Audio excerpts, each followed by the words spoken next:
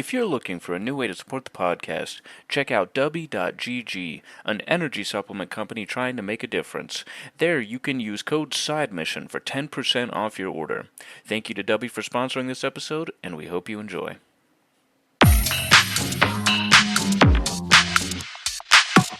Welcome into the newest episode of Side Mission. I, like always, am your host, Rusty Ellis, joined by just one of the boys, Matt Beck. And today, Matt, a really fun episode, I think. I'm excited for this episode. It has been a little over a year since the Switch 2 has launched. We're not going to be talking about the year in full for the Nintendo Switch 2 because obviously we know it's been a really good first year. We have to talk, though, about the third-party support on this system. And especially after yesterday's State of Play, the third-party support on the Switch 2, dare I say, it's already better than the OG Switch. I think that it's not even close at this point. It has to be 100% better, right? It is better. Yeah, like it's not even close. Like it's better because you have the top players fully supporting it. Like, can we talk about Capcom's like, hey, we have a game. Capcom, every game we have, put it on there. Capcom, man, they are the juggernauts of third-party Switch support.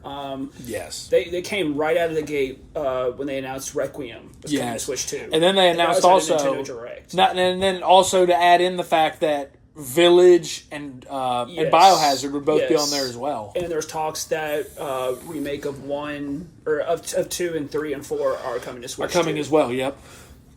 Yeah, like that's the big one. Then Pragmata also being day one on Switch 2. Yep, and then the new Resident Evil Veronica will be there as well. Which is crazy to think about. And then they just came out of the gate yesterday with, Devil May Cry? Devil May Cry 5, Onimusha. Dragon's Dogma 2 with the expansion Dark Arisen. And then I think Onimusha, that's going to be day one. Onimusha will be there day one That's going to be day one. That's crazy. Like, and it's wild to think about, like, Capcom, we talk about developers, and we've talked in the past about FromSoft on this level, but, like, Capcom is on a generational run right now. Oh, yeah. Like, when you look at Resident Evil Requiem, Pragmata, you look at Monster Hunter Stories 3, which I still want to go and play because I've heard great things about. And then you have Onimusha coming later this year.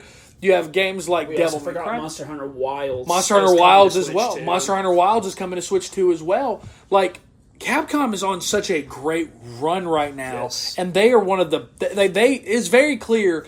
I feel like Nintendo very clearly prioritized. They said, hey, any developers that are willing to help us with third-party launch, we will do whatever we can to work with you to make this easier for you, but we just need some commitment. Capcom very clearly saw the hardware they'd be working with, and they were like, all right, let's go all in on this, and I love that. Say this about Capcom. They came right out of the gate on the Switch 2 launch with Street Fighter 6. Yeah. With 3 amiibos. Yeah. And then Resident Evil Requiem, 2 amiibos. Yep. And then Pragmata also has its own amiibo.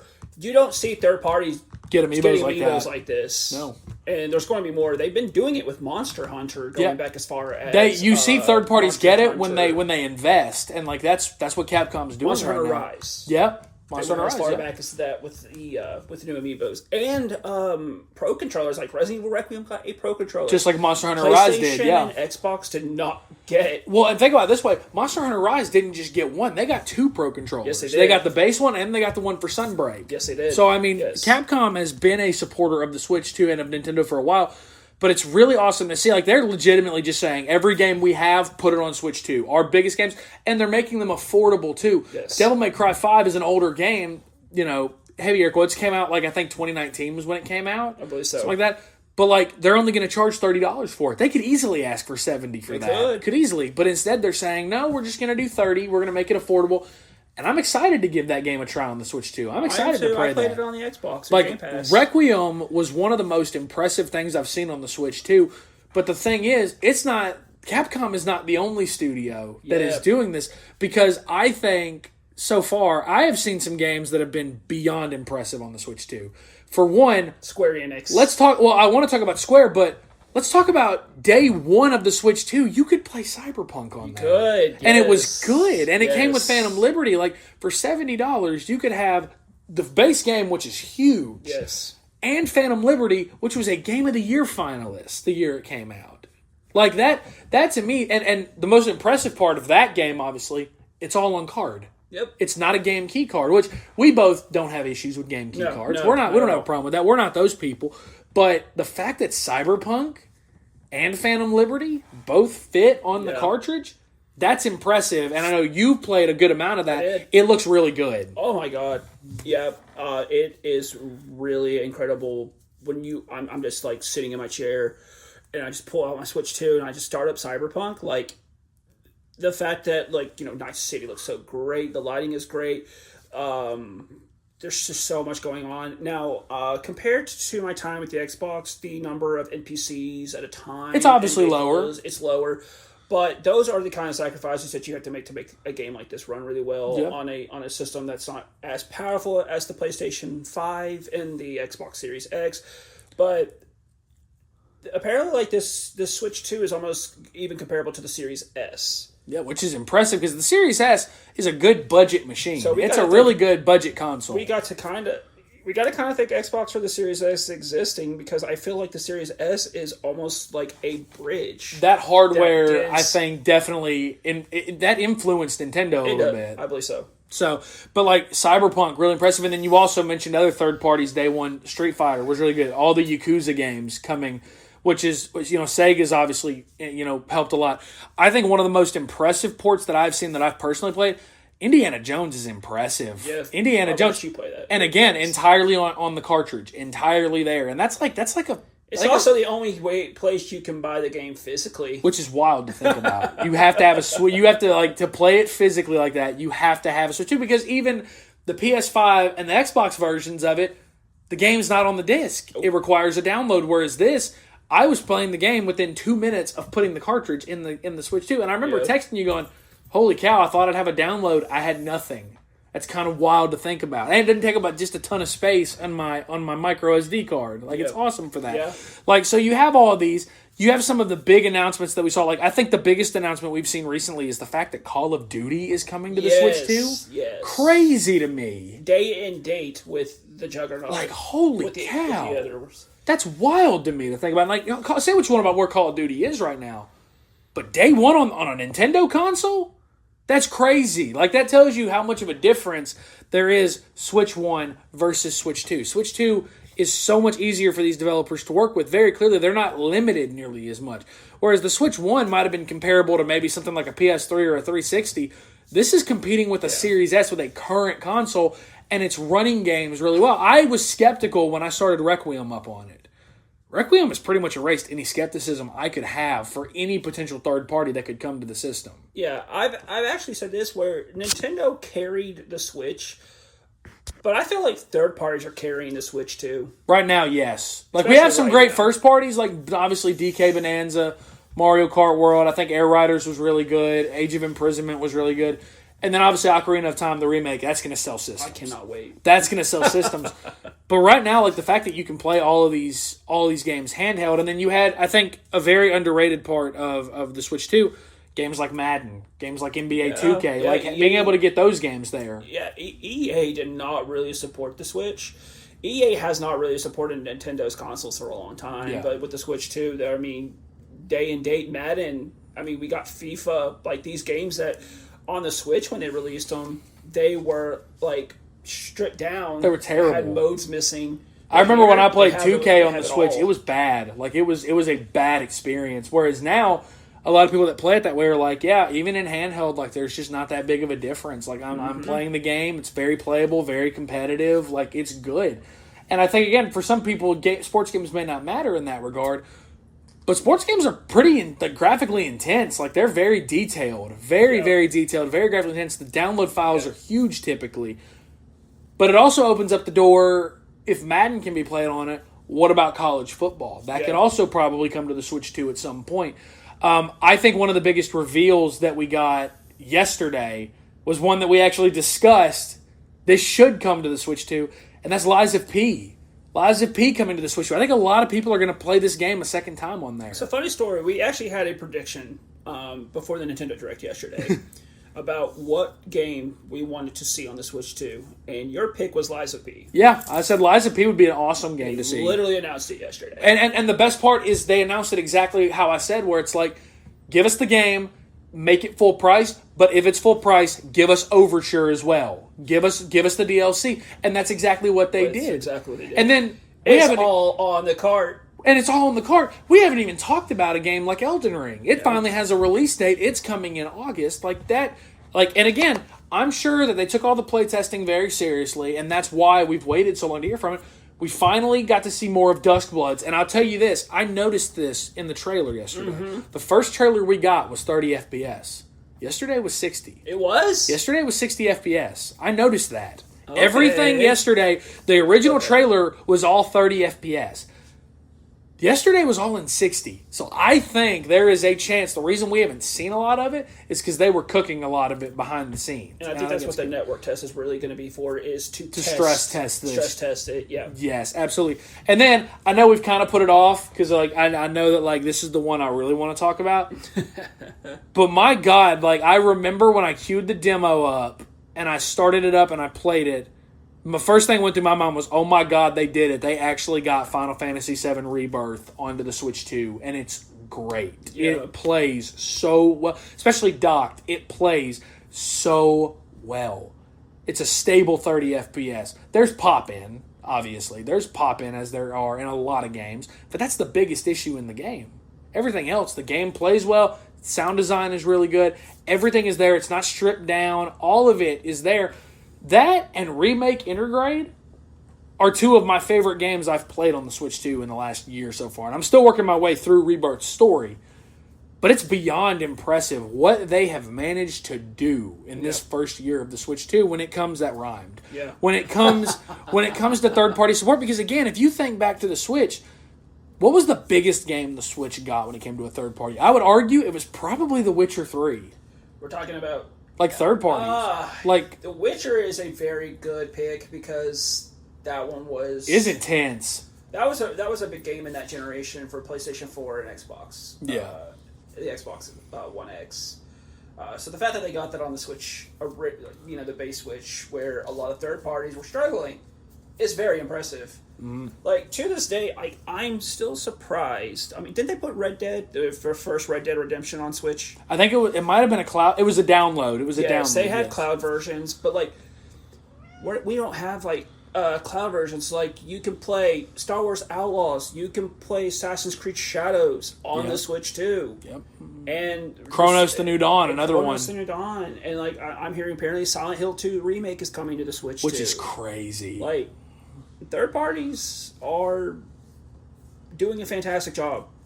This console is... This is the most support Nintendo has had in a very long time. And it's crazy because to know, down the road that Veronica is going to be coming to it, that Final Fantasy VII Revelation is going to come to it, and it's going to be their day one. Capcom and Square Enix are pretty much day and date with Switch 2. And we hadn't even talked about the big bombshell game that got shown off yesterday that was third party.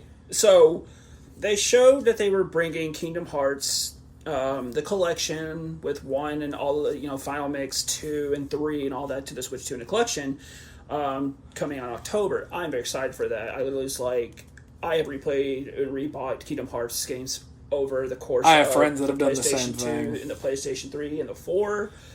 And when I saw that they were doing this collection, I was like, yeah, I'm going to get this. Well, nobody was expecting, of all places, a Nintendo Direct would be the one to have the very first look after 4 years of being announced that Kingdom Hearts 4 is coming on the same day as the PlayStation 5 and Xbox, which is crazy. Versions.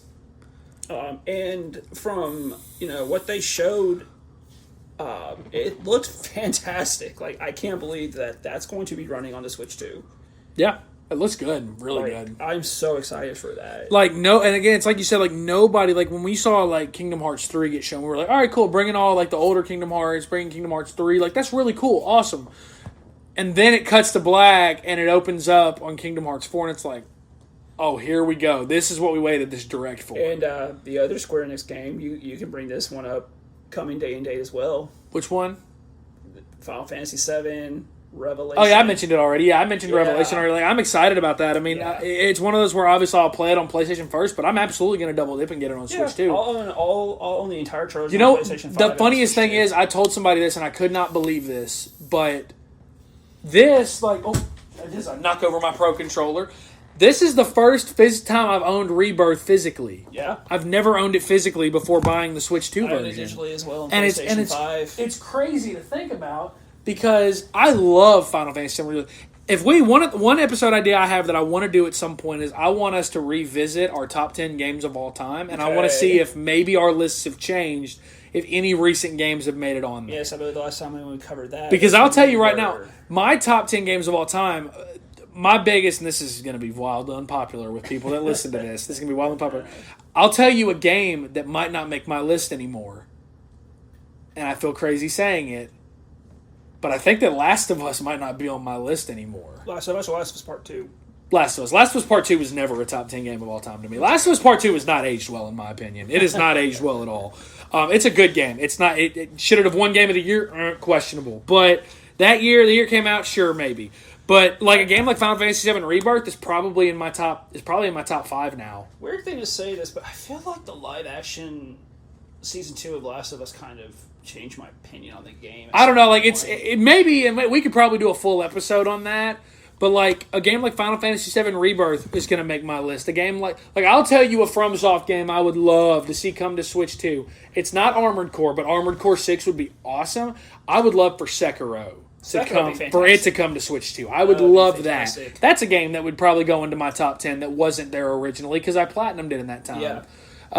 Same with a game like Deathloop. Deathloop would probably be in my top 10 now. Yeah. That's a game I would probably like to see on Switch 2 as well. When you consider I think the Dishonored games would fit really well on the Switch 2. I think so. Yeah. So there's a lot that we have seen that I think is coming, and I think the best part is we still hadn't mentioned even a game like Stellar Blade or a game like Orbitals. I think that there are so many games that are coming third party that are incredible and that are going to actually sell a lot of systems when it comes to the Switch 2. Now, I do want to talk about third parties that I feel like are dropping the ball a little bit. Who? Atlus. Okay. Persona 4 Revival, or whatever it's called, is not on Switch 2. Which is crazy. They haven't shown that. Persona 6 is also not being shown to be on Switch 2 as of right now, but that could change. Easily that could change. Well, for years, people screamed for Persona 5 Royal to be on Switch. And it finally came to the Switch. That's a game that I'm surprised doesn't have a Switch 2 version.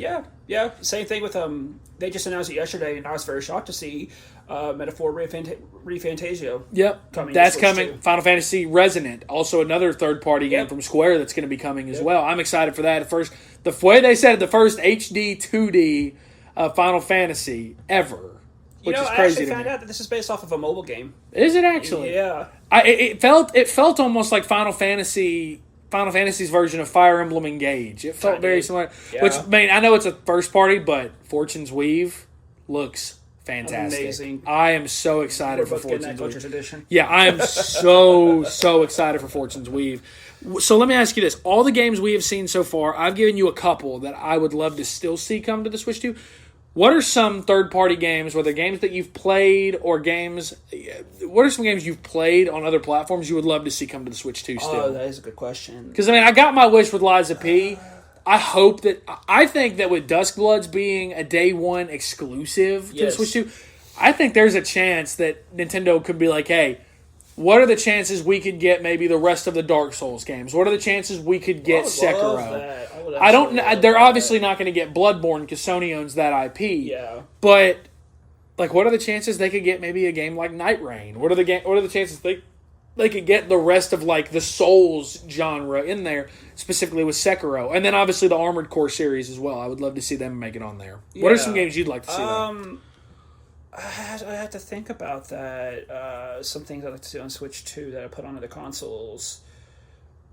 Because we've played through so many games. We have played a ton of games. I'm trying to think of what I would like to play just to have it portably. I have said this as well. I really can't think of one. It's a game that was on the Switch 1, and I've mentioned it already, but I want to see it get a Switch 2 version, and that's The Witcher 3. Yeah. And that would be a good upgrade. There is an expansion coming. I feel like we could see in those days it get announced that some Ultimate Edition of The Witcher 3 is coming to Switch 2. Especially, The Witcher 3 did very well sales-wise on the Switch. Yep, it did, and it was a really good port. It brought the game back up into the top 20 that were selling in that month. So that was good. I guess really, I guess a game I'd like to see that isn't on Switch 2 that I played on another console. Oh man, It's tough because there's so much coming. I really have to think like Would a game like Black Myth Wukong ever come to the Switch 2? that would be cool. I mean, we got Stellar Blade. Yeah. They're bringing that to the Switch 2 now. That was announced yesterday. Yeah. I mean, maybe again, I haven't played yet, but I definitely want to be on the Switch 2. And if it comes out to the Switch 2, that's going to be my console that I get it on. Is going to be the sequel to Okami. Okay. Because I played Okami on the Switch, and I thought it did really good there. That was also one of my favorite games of all time that I played back on the PlayStation. I think it 2. was your favorite game of all time when your number. You want to know what I kind of want to see on the Switch 2? What? It's an older game. I want to see Battlefront. Battlefront. Yeah. Okay. I would not want to see Battlefront like the 2. newer ones or, Battlefront 2. or the original ones? The newer one. Okay, I'm Like intrigued. it's an older game, but it still gets support. Like people are still playing. people it still like play it crazy. a ton, for sure. Like they fixed a lot of it when it first came out. It had a lot of problems. I also think that Modern Warfare 4 coming to Switch 2, I think that does open up avenues for maybe older Call of Duties, like the Yeah. earlier Black Ops, the earlier Modern Warfares. I think that opens that up as well. I think I know a game I want to pick. Okay. Jedi Survivor. Jedi And Fallen Survivor. Order. Yes, I'm think a that's fan gonna of be this. great. I'm a fan of that. No, I think it's good. I think either way, regardless, I think we're really fortunate as Switch 2 gamers right now. We're doing really well this first year plus of the console. We have I a mean, game coming from Nintendo every and month. keep in mind, none of this is keeping any like first parties. Like we have Star Fox coming later this month. We have Splatoon Raiders next month. We have obviously Fortune's Weave coming in September. Yep. We have the Ocarina of Time remake, which is going to sell systems. It is. And that's not. I feel like that's just a drop in the bucket for what Nintendo has cooking. I don't think it's going to be that much longer before we see the next 3D Mario game. I don't think it's going to be that much longer. I think that'll be next year. The one complaint I have this first year, not as much support for Mario Kart World as I was expecting. Yeah, I mean Sega support for Sonic Racing Cross Worlds has been nothing short of amazing. Yes. And it makes me envious as someone who loves Mario Kart to see all that support. Like Mario Kart, you could have had some DLC that kind of promoted Donkey Kong. Yeah. Because Pauline and Donkey Kong only have like one outfit each in that game. And I feel like Donkey Kong is part of the Mario universe, and the Mario Galaxy movie happened, and that just hit. That's the first movie this year to hit $1 billion.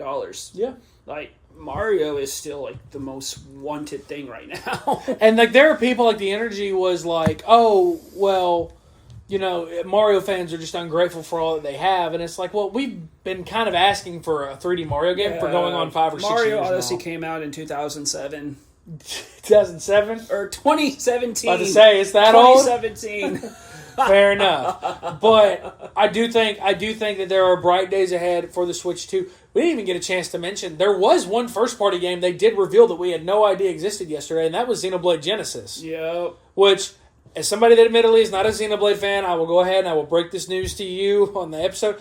I will get that game with you to do the review with you, so you don't have to do the review by yourself. I will give Xenoblade another try. But, like, that's a pretty sizable reveal right there that a new Xenoblade game is coming. Because Xenoblade Chronicles 3 is not that old. It's like 3 years old. Yeah. If that. Yeah. Like, so I do think that great things are coming. I'm excited for the future of the Switch 2. I know you are as well. So that is going to do it for this episode of Side Mission. I forgot what podcast I was on for a second. It's going to do it for this episode of Side Mission. You can follow us on Twitter at Side Mission Pod. You can check us out on Facebook as well at Side Mission Podcast. For Matt, I'm Rusty. Thanks for listening.